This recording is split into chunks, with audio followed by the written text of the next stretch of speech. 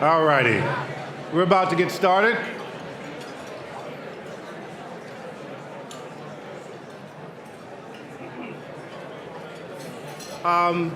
Before we begin, there's something I'd like for us to take a moment to do, and it's very important. Before we begin our festivities, I'd like to have a moment of silence to honor those who died in Manchester. So if we could just have a moment of silence, please.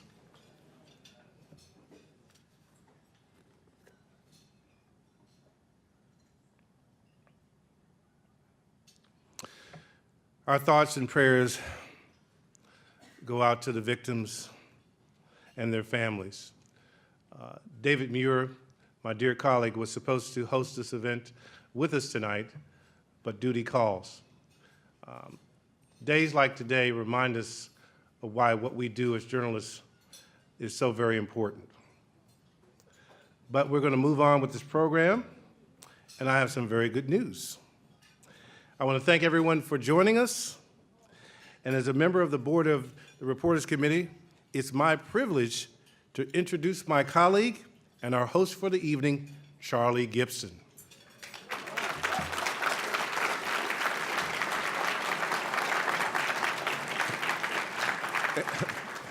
You know, it's not often that you get to introduce a legend and someone that you admire so much. Charlie, I always considered it an honor when you tossed to me. Now, Charlie has won every award in broadcast journalism, from Emmys to a Peabody, and he's also the recipient of the Fred Friendly First Amendment Award and the Paul White Award from the Radio and Television News Directors of America. He reported, hosted, and anchored for ABC News for more than a third of a century, beginning his network career in 1975 as a general assignment reporter before retiring in 2009 when he was anchoring the network evening newscast. For 19 years, from 1987 to 2006, Charlie was the anchor of ABC's Good Morning America.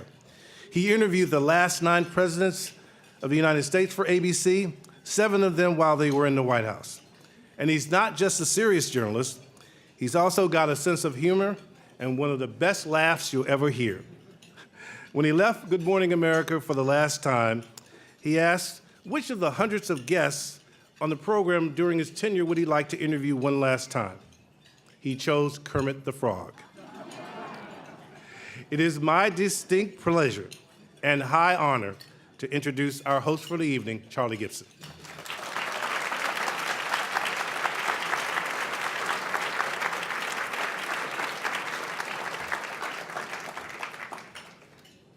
Don't laugh about Kermit. He's one of the great philosophers of our time. As Pierre told you, I am not David Muir. He is in Manchester tonight, as he should be. I had the honor of occupying the anchor chair from which David broadcasts each night. If you have a discerning eye, you can tell us apart. He is a consummate broadcaster. He is young. He has matinee idol looks. He is young. He is a fine reporter, and as I may have mentioned, he is young. I don't like him. But I am honored to be here in his stead, honored to be among such a fine group of enemies of the people.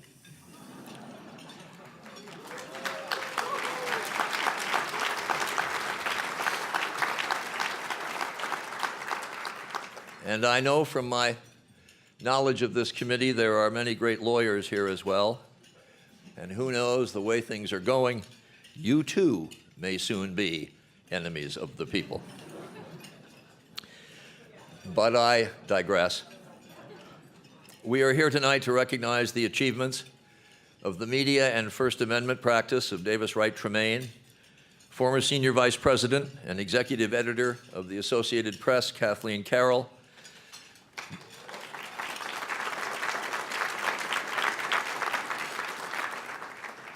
the man who has led such a marvelous resurgence of the Washington Post, the executive editor, Marty Baron,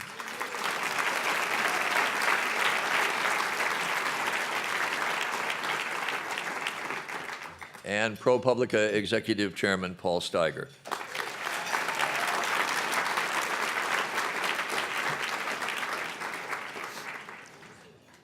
You're a little late getting to the applause. You sort of passed over Davis Wright Tremaine. We'll just assume that that was a given, that you applauded for him as well. I shamed you into that.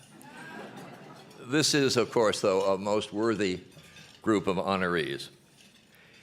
It really goes without saying, but I'm going to say it anyway, that this is a defining moment in the time for reporters and news organizations. People ask me all the time, even though I'm in retirement and away from the fray, how does your former profession feel about the current environment? And I tell them that I have no doubt that the same conversation and the same debate is going on in every newsroom in the country.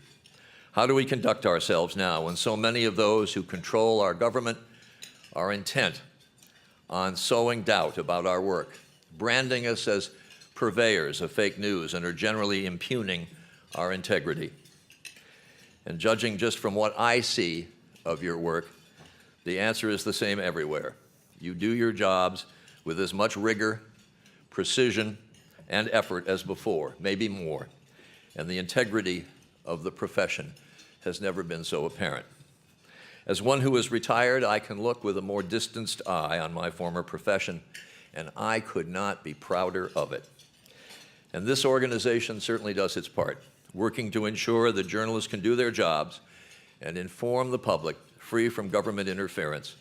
Journalists are not enemies. They are allies of the public.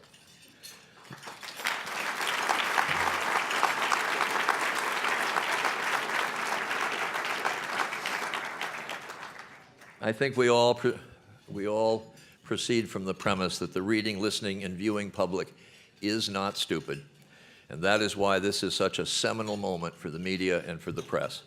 The public in this country and around the world in ever-increasing numbers, and how nice it is to be able to say in ever-increasing numbers, look to all of you to tell them what is really going on.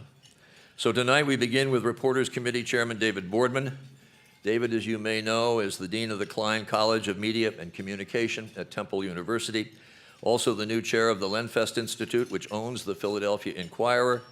A former journalist, he is now responsible for fostering the next generation of storytellers. Ladies and gentlemen, David Boardman.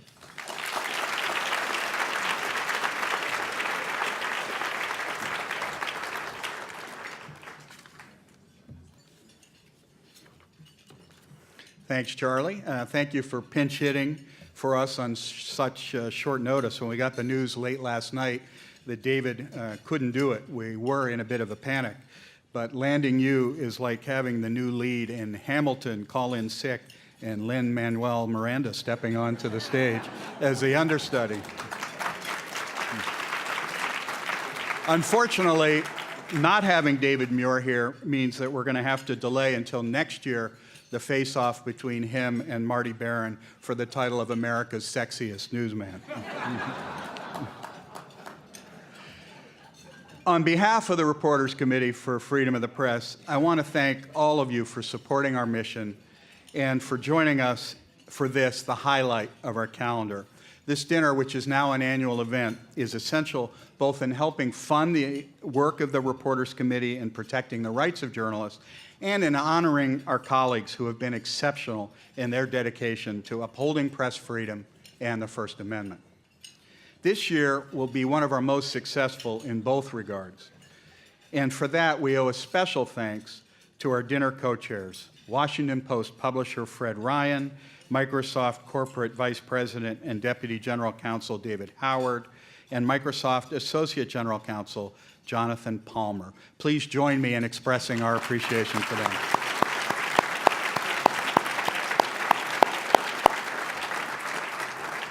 I also want to express my thanks to the fellow members of the steering committee, our board of directors. We're asking more of them than ever before, as you might imagine, and they are rising to the occasion. Will all of you please stand and be recognized?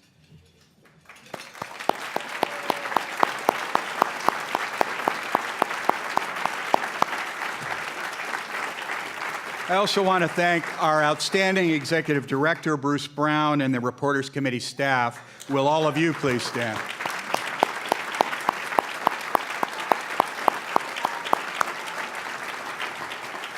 Yes, we at the Reporters Committee have been busy this year. Never in our time have journalists' rights established, as you know, to serve democracy and the public welfare, never have they been more brazenly threatened. In Washington, we have a chief executive who refers to us, as Charlie mentioned, as the enemy of the people, a phrase favored in decades past by such luminaries as Goebbels and Stalin. This president, we learned last week through stellar reporting by one of his chosen Twitter targets, wants to put reporters in jail. Sad. Meanwhile, across the nation, emboldened local and state officials are taking up arms in this war on journalists, staging outrageous assaults on the First Amendment. In West Virginia this month, a reporter was arrested for having the gall to shout questions to a federal cabinet officer outside the sanctity of a press conference. In Iowa last week, another reporter was held in contempt for recording a criminal court proceeding after she was told that she was permitted to do so. Much of us took as a matter of faith that the freedoms granted by the founders and reinforced by decades of case law were secure. We now, of course, see otherwise. And I hasten to remind you, this is not a new struggle, nor is it a partisan one. The last resident of the White House, while far less strident in his language about the press than the current one, was no champion of our rights. While we were yucking it up with him at the Nerd Prom, his Justice Department was seizing reporters' phone records and threatening to jail journalists. Today, more than ever, the need for the Reporters Committee is clear and compelling. Fortunately for us, it's compelling not only for the journalists and lawyers in this room, it is clear to those we serve. Consider, in normal times, the Reporters Committee receives about 2 unsolicited donations from the general public in a week. Following the November election, we averaged 250 donations a week.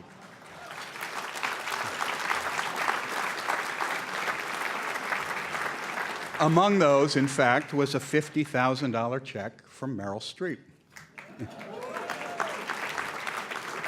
And tonight, it's my pleasure to announce the largest personal gift in the 47-year history of the Reporters Committee. $1 million from Jeff Bezos, the owner of the Washington Post.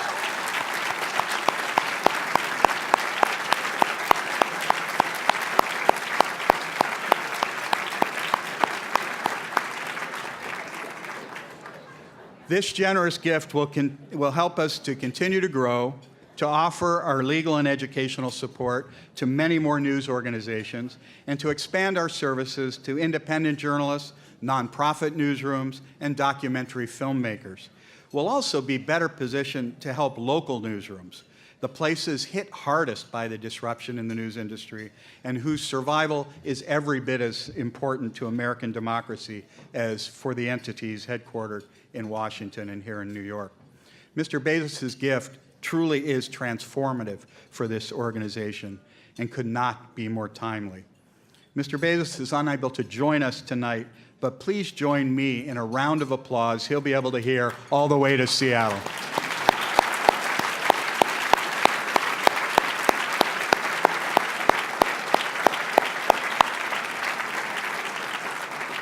And when we get home tonight, everybody order something from Amazon.com. Mr. Bezos' gift is but the latest chapter in the rich relationship between the Reporters Committee and the Washington Post. Post journalists were integral in the founding of our organization, and its leaders have provided essential support through the years. It's my pleasure to introduce a man who has continued and strengthened that partnership and under whose leadership the Post has risen as a phoenix of both journalistic and business excellence. Please welcome the publisher and chief executive officer of the Washington Post, Fred Ryan.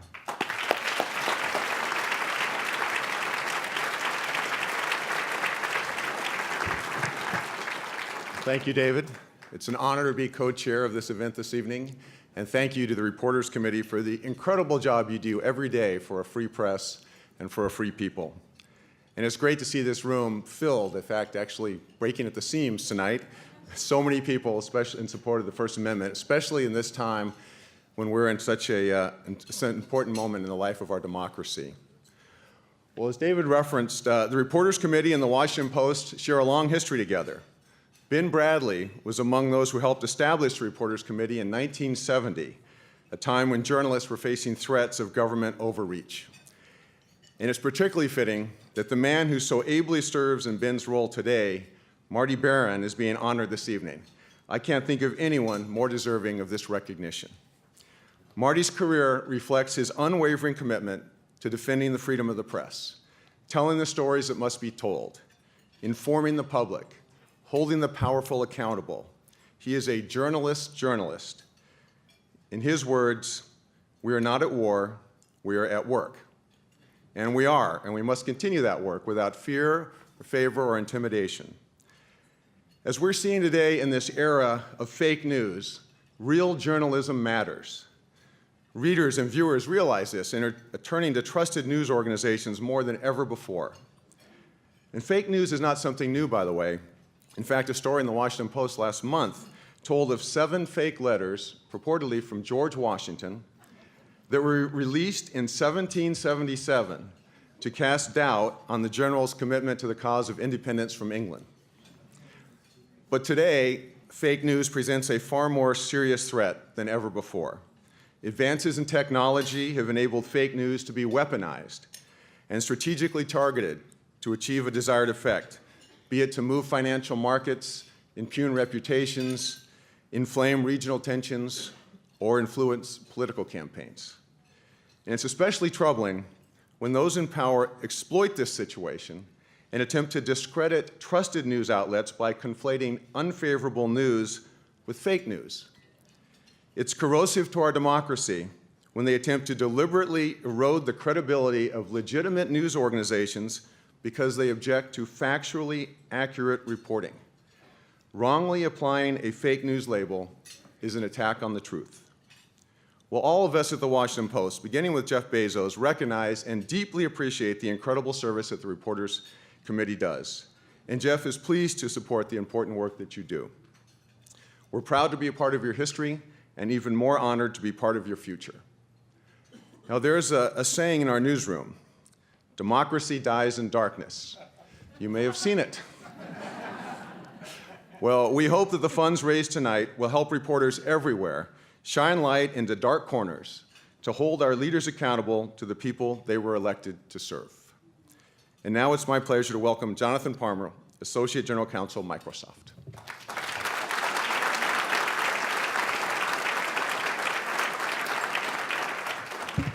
Well, thank you, Fred. It's great to be part of this tremendous gathering, and honored to be a co-host, and Microsoft is certainly honored to play a small part in this. On a personal note, I'm actually really glad to be here to offer my personal thanks to the Reporters Committee because I've handled a couple cases in the last year, and I leaned heavily on the Reporters Committee and the fine work it does. So when Microsoft filed a case against the federal government here in New York City and argued that the federal government did not have the authority to reach across borders and seize our customer email located in Ireland, the Reporters Committee answered the bell, filed an amicus brief in the Second Circuit. That brief, incidentally, was authored by Davis Wright Tremaine, one of our honorees here tonight.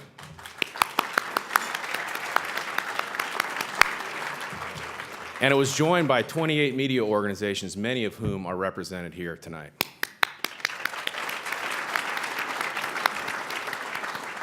We won in the Second Circuit thanks in part to that brief, and I told Bruce if the case goes to the Supreme Court, I'm going to knock on his door again. And I know the Reporters Committee will answer the bell again. And the Reporters Committee answered the bell in another case we filed in Seattle where we challenged the government's practice of obtaining gag orders when it seeks data from companies like Microsoft and Google and others when it seizes data from our customers or our customers' data. And we were able to stave off a motion to dismiss in that case. So the Reporters Committee answered the bell in those two cases, just as they've answered the bell in many cases where the First Amendment is under attack and where First Amendment principles need protection. And for that, I'd like to give you my personal thanks. I'd like to thank you on behalf of Microsoft. Thank you for the example that you provide. Thank you very, very much for the leadership. We really appreciate it. Thank you. Have a great evening.